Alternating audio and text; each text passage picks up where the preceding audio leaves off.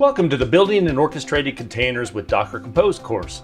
My name is Dan Wahlin, and I'm a software developer, architect, and trainer specializing in container and cloud technologies. I'm excited to talk with you about Docker Compose, one of my favorite tools available with Docker, and show you how you can use it to simplify working with images and containers while also increasing your efficiency and productivity as a developer. You can get started using Docker Compose to build images, orchestrate containers, and troubleshoot issues by learning a simple file format called YAML, as well as a few key commands. It's really simple to get started.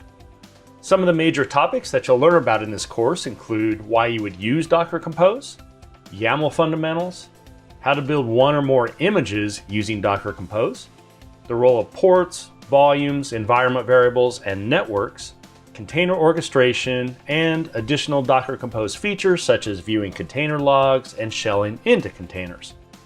By the end of the course, you'll have a solid foundation to get started building, running, and deploying your apps using Docker Compose. To get the most out of this course, you'll need a basic understanding of Docker concepts and prior experience developing applications. Docker Compose is really fun to work with, and as mentioned, it can provide a big boost to your productivity. So let's jump right in and start learning about how you can use Docker Compose.